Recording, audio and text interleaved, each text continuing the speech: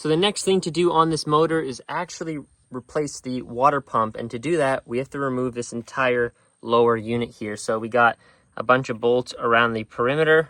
I believe there's 6. 1, 2, 3 here, 3 on the other side. And then we have to take off this little fin here. There's 1 bolt here, and then inside of there, there's going to be another one.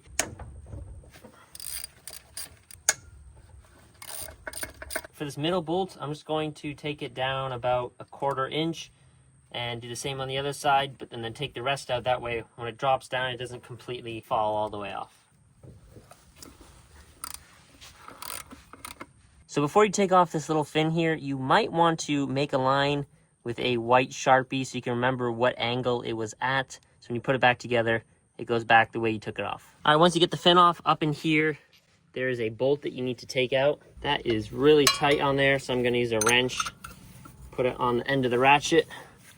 I need a bigger wrench.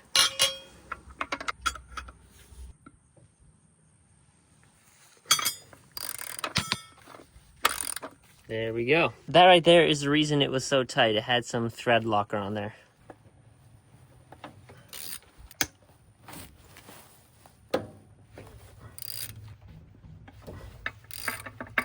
All right, same thing on this side. I'm going to leave the middle one in there. Just drop it down about 1/4 inch.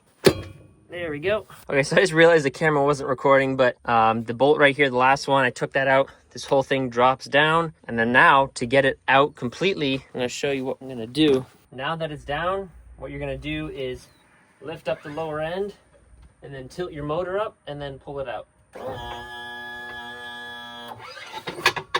Oh, there we go. Now, it would be easier if you had 2 people to do this.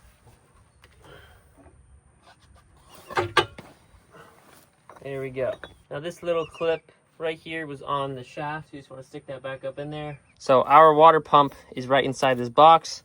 So we got 1, 2, 3, 4 bolts to remove. So we're going to remove those, and then I'll show you how to open this up. So these are not going to be super tight, so make sure when you put it back on that you don't crank them on there. Just make them snug. Okay, so now you can just grab this and it should just start to wiggle off. There we go. And this you can just slide off all the way. Now, if you do buy the maintenance kit, this is what the package looks like. And inside, I'll show you what we got. So right here, we got the new water pump impeller. That right there is the old one. Here's a new one. We got a gasket. And inside of here, we got a little key. This right here is for the impeller, so make sure you keep track of this little part. I'm going to put it back into the bag. You got a gasket right here to seal it back up, and then you got a new metal plate. There we go. So this is part of the main reason why you do not run these motors when they're not in the water, because this water pump is always spinning and it's just gonna be rubbing on metal and it will melt this rubber. So you gotta make sure that your motor is always hooked up to water when you're running it. Okay, so to get this impeller off, I'm just going to get a screwdriver underneath it. You might just have to work at it a little bit. You can rotate the shaft to the opposite side, give it a little push. One more thing is keep a mental note of the direction of rotation. So you can see it is rotating that way. You have to remember that for when we put the cover back on. And then number 2, also remember which way you took it off, because one side has a key exposed. The keyway is not exposed on this side, but just so you know, the keyway goes on like that. Okay, so I just put a little bit of gear oil on the shaft here to make it slippery. All right, now once you get it off part way, it should come off easy the rest of the way. Okay, there we go. Here's the old one.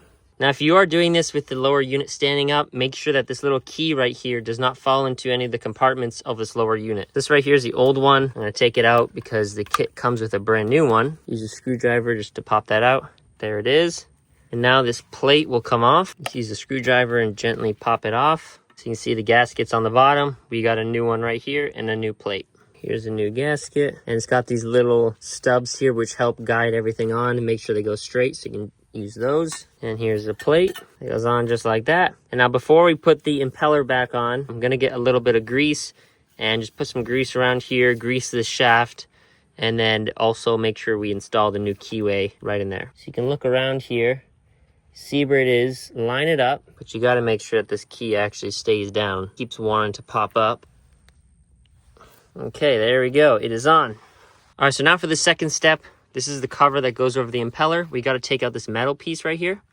So to do that, you can flip it over, set the screwdriver right down on the edge of the metal, right there. Give it a few taps, go on the other side. And there we go. Got it out. Over time, when sand gets in here, it makes these swirl marks, and this gets chewed down a little bit. So we're gonna replace it. Comes with the maintenance kit. What you can do is clean out any debris in here.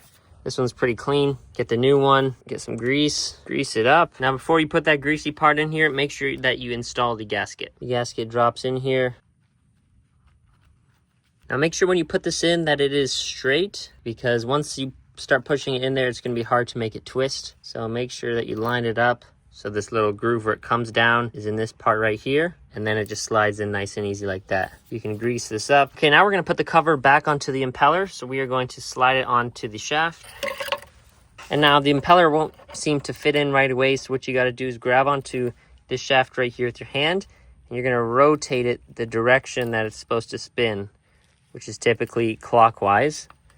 Do that, and then this will slide right over top. There we go. And now we can go ahead and put the 4 bolts back in.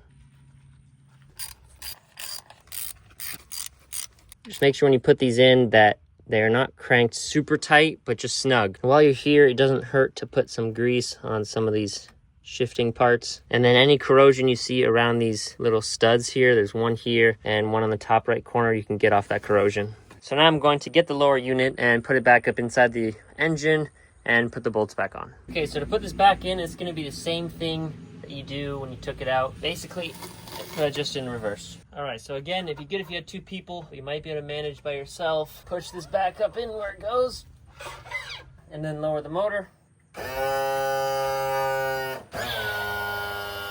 You might have to rotate the shaft with your hand a little bit, so that way the splines line up. Okay, so it's the next morning, and I finished putting the bottom end together. It basically goes together the same way you took it apart. You just put it back up. Thank you guys for watching, and I'll catch you in the next one.